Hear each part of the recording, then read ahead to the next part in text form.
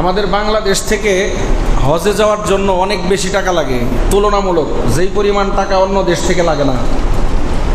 আপনারা সকলেই শিক্ষিত মানুষ, বর্তমান যুগ সচেতন মানুষ, আপনাদের জানা আছে এমনি যদি সাধারণভাবে কোনো মানুষ সৌদি আরব যেতে চায়, সৌদি আরবের বিমানের টিকিট 55,000 থেকে 60,000 টাকা।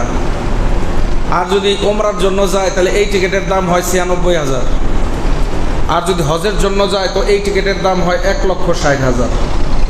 তুমি হজে গেছো, একটা আল্লাহর বড় ইবাদত করছো, এর লেগে তোমার জরিমানা, তুমি টাকা বেশি করে দিয়ে যাও। এই সিস্টেম যারা করছে এগুলা সবটির মাথার ভিতরে শয়তান পেশাব করছে। আর নয়তো মুসলমান হিসেবে তাদের আইন করা দরকার ছিল এইরকম, যেহেতু আল্লাহর বান্দা আল্লাহর ইবাদতের জন্য যাবে, যথাসম্ভব তাকে সহজ করে ব্যবস্থা করো। আর উল্টা তারা হজে তুমি যাইবা এই জন্য তোমার টাকা বেশি লাগানোর ব্যবস্থা করতেছে। এগুলো সব নাস্তিকদের দালাল।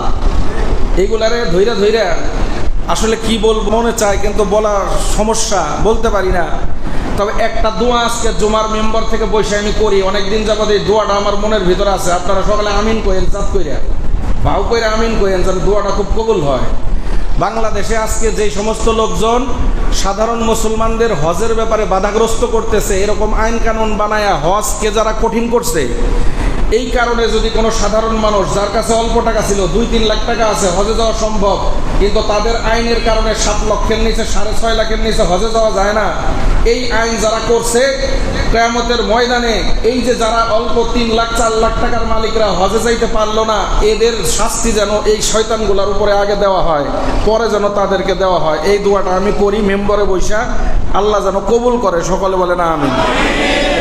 যাদের কারণে সাধারণ মানুষ হজে যেতে পারতেছে না, এই মানুষদের বুকের ভিতরের যে যন্ত্রণা, আল্লাহর ঘর দেখার যে আকাঙ্ক্ষা, তামান্না, একজন মানুষ মুসলমান হওয়ার পর, জন্মের পর থেকে মৃত্যু পর্যন্ত যেই কাবার দিকে নামাজ পড়ে, কোনোদিন কাবা দেখে নাই, আপনি চিন্তা করে দেখেন এই মানুষটার ভিতরে কাবা শরীফকে একবার দেখার জন্য কি পরিমাণ তরফ, কি পরিমাণ তার দিলের ভিতরে তামান্না, কি পরিমাণ তার দিলের ভিতরে আশা আকাঙ্ক্ষা, কি পরিমাণ দিলের ভিতরে মনোবাসনা থাকে। আল্লাহর ঘরকে আমি দেখব, যেই ঘরের দিকে জন্মের পর থেকে মৃত্যু পর্যন্ত নামাজ পড়লাম।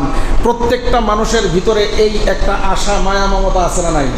যারা এটাকে বাধাগ্রস্ত করতেছে, আল্লাহ যেন তাদেরকে দুনিয়াতেও শাস্তি দেয়। সকলে বলে না আমিন।